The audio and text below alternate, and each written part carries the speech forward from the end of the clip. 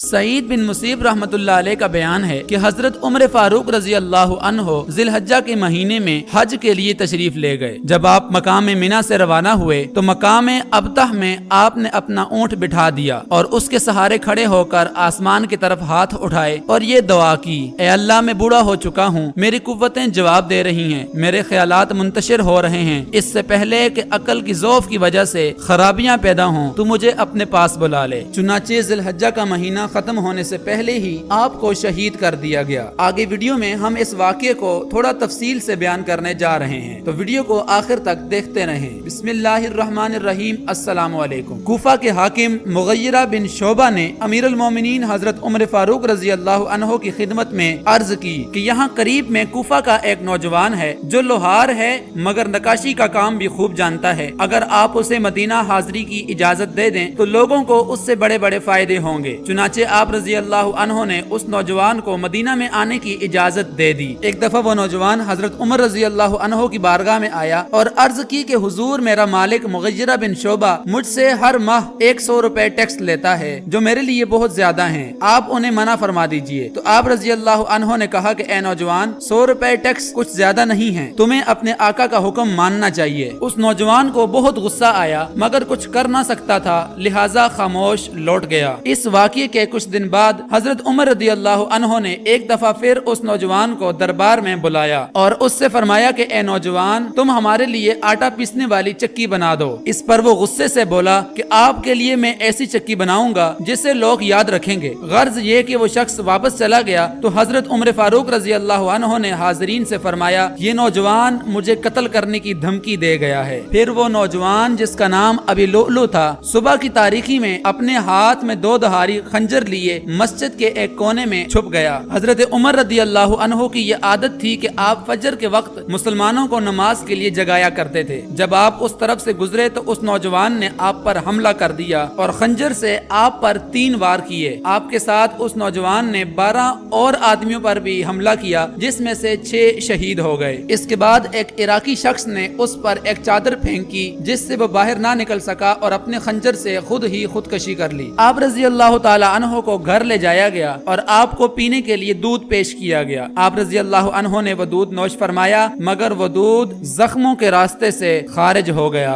आप रजी अल्लाह अन्हो ने अपने बेटे अब्दुल्लाह को बुलाया और पूछा कि हम कितने मकरूज हैं। उन्होंने हिसाब करके बताया कि हम 86,000 के मकरूज हैं। इस पर इरशाद हुआ कि ये रकम हमारे माल में से अदा कर देना और अगर माल पूरा ना हो तो कुरैश वालों से लेकर अदा कर देना। और ए मेरे बेटे, हजरत आयशा रदी अल्लाह अन्हा के पास चले जाओ और उनसे इजाजत मांगो कि वो मुझे हुजूर सल्लल्लाहु अलैहि वसल्लम के पहलू में दफन होने की इजाजत दे दें। तो अम्मा आयशा सिद्दीका रदी अल्लाह अन्हा ने फरमाया, ये जगह आज तक मैंने अपने लिए महफूज रखी थी लेकिन हजरत उमर की ख्वाहिश है तो मैं आपकी ख्वाहिश को तरजीह देती हूँ। अब्दुल्लाह ने वापस आकर अर्ज किया कि बीबी आयशा सिद्दीका रदी अल्लाह ताला अन्हा ने इजाजत दे दी तो फरमाया, ए अल्लाह, तेरा लाख लाख शुक्र है। आप रदी अल्लाह ताला अन्हो की तारीख शहादत में उलमा का इख्तलाफ पाया जाता है। बाज के नजदीक आप 26 जिलहिज्जा को शहीद हुए और बाज उलमा लिखते हैं कि आपकी तारीख शहादत 1 मुहर्रम है। बहरहाल आप रदी अल्लाह ताला अन्हो की शहादत के वक्त उम्र मुबारक 60 साल थी। आपकी नमाज जनाजा हजरत सुहेब रदी अल्लाह ताला अन्हो ने पढ़ाई और आपको हुजूर सल्लल्लाहु अलैहि वसल्लम के पहलू में सुपुर्द खाक कर दिया गया। आप रदी अल्लाह ताला अन्हो के पास एक अंगूठी थी जिस पर ये इबारत लिखी थी, कफा बिल मौत वाइजुन, ए उमर, नसीहत करने के लिए मौत काफी है। इस सीरीज की बाकी वीडियोस आपकी स्क्रीन पर मौजूद हैं। मजीद वीडियोस देखने के लिए चैनल को सब्सक्राइब कर लें।